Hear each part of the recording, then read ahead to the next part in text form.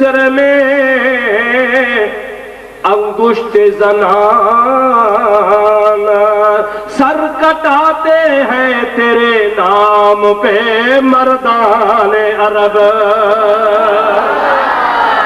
Sir कटाते हैं तेरे नाम पे मर्दाने अरब। होड़े मायूं, होड़े मर्द, होड़े हुस्नो, होड़े नालो। उते यूसुफ जे हुस्न ते गुरु को पियो, हेॾे मुस्तफ़ा जे हुस्न जी त ॻाल्हि आहे कान, नाले जी ॻाल्हि आहे। अॼु बि थोरे गुनाहगार आहियूं, बद किरदार आहियूं, पुछड़ा आहियूं, निमाज़ूं कोन था पढ़ूं पिया, पर ख़ुदा करे इम्तिहान न अचे। पर जेकॾहिं इम्तिहान अची वियो त अॼु बि गुनाहगार अॻे अॻे हूंदो, चवंदो रसूलुल्लाह जे नाले तां सिर कटाइण लाइ तयारु आहे।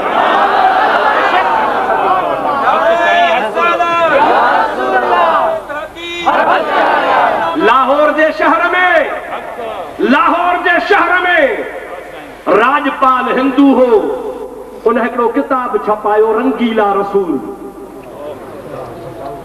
प्रेस जो मालिक हो, तमाम वॾो करोड़पति माण्हू हो, अंग्रेज़नि जो दौर हो, हिंदुनि जी बादशाही। उन ख़बीस जो किताब छपियो, मुसलमाननि में जेके आलिम हा, वकील हा, उन टाइम ते अल्लामा इकबाल बि जहिड़ो हो, क़ाइद आज़म मोहम्मद अली जिन्ना बि हुयो, वॾा वॾा माण्हू लीडर हा। उन्हनि रुगो केस दाख़िल कया। छा कयूं? केस, कोर्ट में केस कयो। और मुंहिंजा प्यारा दोस्तो अजीज़ो, हिकिड़ो टांके वहाईंदड़ मिस्कीन गरीब क़ाज़ी अब्दुल क़य्यूम, चओ सुभान अल्लाह। टांके वारे जो हाल कहिड़ो आहे, टांके वारे जी हैसियत कहिड़ी आहे? नमाज़ बि कोन पढ़ंदो हो, जुमो बि कोन पढ़ंदो हो। उन्हीअ खे ख़बर पई त हीअं नमूने सां हिकिड़े हिंदूअ मुंहिंजे महबूब जी बेअदबी कई आहे। उन ते इकबाल वारनि, मोहम्मद अली जिन्ना वारनि, वॾनि वॾनि माण्हुनि केस कयो आहे। हिन खे ख़बर पई, टांगो छो ॾेई, बाज़ार में वियो, छुरो वञी ख़रीद कई, तिखो करे पोइ छा कई, कॾहिं हाज़िरी आहे, ते फलाणी तारीख़ ते आख़िरी हाज़िरी आहे। मुंहिंजा प्यारा दोस्तो, ही बि जज वारे कमरे में माण्हू सां गॾिजी वियो।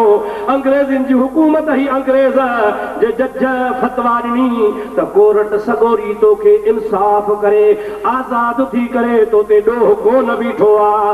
बसि हुनजो इहो जज जो ऐलान करणु त तोखे कोर्ट सगोरी आज़ाद थी करे। इन ग़ाज़ी अब्दुल क़य्यूम कोर्ट में टप ॾेई चयो आहे, नारे रिसालत या रसूल अल्लाह। मुंहिंजा दोस्त अज़ीज़ो, उहो छुरो खणी जेको अंदरि कटहड़ो हो, उन कटहड़े में टप ॾेई अंदरि लॻेयो, चई जज तोखे छॾियो आहे, पर अब्दुल क़य्यूम जो खंजर तोखे कोन छॾींदो। हिते जो खंजर नईस मुजादा हेठि चङी ताईं निहाई खयईंसि, उन दाह करे वञी किरियो, पुछड़ी बि कोन चोड़ई, खॾे ते मरियो। ॿार बीह रहियो, हथ छॾे चई हाणे मूंखे भली फांसी ॾेई।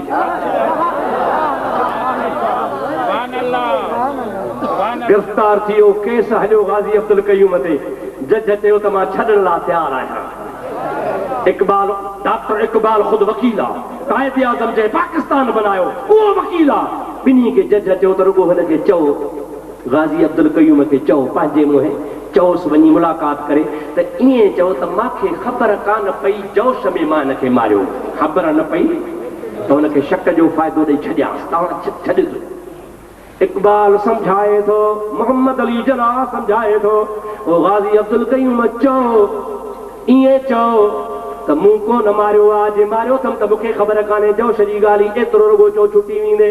रोई चए थो इकबाल, ओ मोहम्मद अली जिन्ना, अफ़सोस आहे मूंखे तव्हांजे हाल ते, अॼु 10 रातियूं मूंखे हिन क़ैद में थियूं। हल रोज़ानो रसूलुल्लाह दीदार कराईंदो आहे, महबूब जी ज़ात ज़ियारत कराईंदो आहे, ऐं हबीब फरमाईंदो आहे तोखे मुबारक हुजे, तोखे शहादत नसीब थींदी। अफ़सोस आहे जो तव्हां मुस्लमाननि जा लीडर मूंखे धमकायो था, मूंखे राह खां हटायो था। मां ईअं चवंदुसि त मां घोड़ो ॿधो आहे, घरां हलियो हा, इरादो कयो आहे, पैसा खया आहिनि, बाज़ार मां इरादे सां खंजर वरितो आहे, खंजर खे थिको कयो आहे, इरादो करे रसूलुल्लाह जे दुश्मन खे मारियो अथमि। अहिड़ी हयाती कान खपे, मूं जहिड़े गुनहगार जूं करोड़ूं हयातूं मुस्तफ़ा जे नाले तां कुर्बान।